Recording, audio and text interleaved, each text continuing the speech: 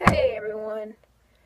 Today is part one of a theory that ties together Sonic Mania and Sonic Forces. Part one, I'm going to be talking about some similarities between the two games, and in part two, I'm going to be discussing how these could connect in story. So let's get right to it.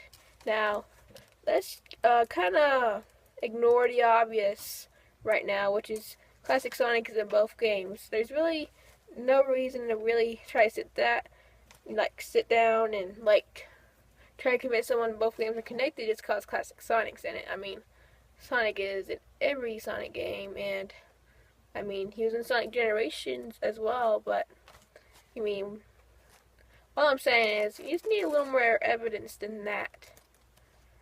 So, first thing here, and this is really not important, this is not really part of the theory, but if you look at the art for a lot of Sonic Mania, there's going to be like a yellow background, which can represent, I guess, modern Tails. It doesn't have to represent anything, really. But then there's going to be like an orange stripe for Tails, like a dark blue stripe for Sonic, a red stripe for Knuckles, of course. But then there's like this bluish green kind of stripe. And who's that supposed to represent? Probably doesn't have to represent anyone, and I'm sure it's just part of the retro style. But then there's also the Sonic Forces poster that we saw at E3. And the custom character on that poster just so happened to be that greenish bluish color. Now, this probably doesn't mean anything at all, but I just thought it was a nice coincidence. Now, of course, we gotta talk about how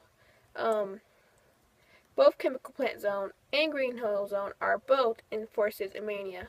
Now, we don't actually know if we'll get to play Chemical Plant in Forces, but we definitely know it is mentioned from the gameplay that we saw at E3. So, why are they both there? I don't really know.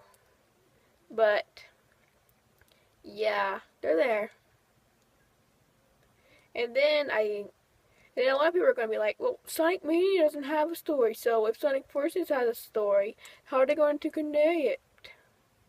Well, okay, so we know Sonic Mania isn't going to be extremely story-based, but that still doesn't mean it can't have a story.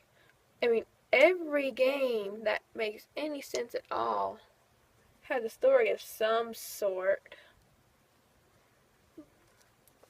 I mean, Sonic 1, simple story. Rescue the animal from the evil robot master, Dr. Eggman, but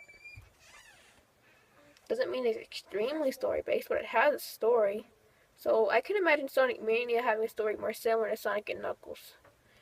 A somewhat complex story if you think about it, but not something that's super in your face.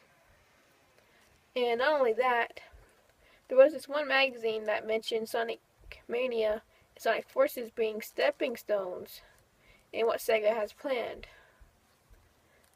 Now, these two games weren't connected somehow, or went along a story they had, then why would they be like stepping stones? I mean, I know I'm probably not making any sense. Just stepping stones towards a brighter future.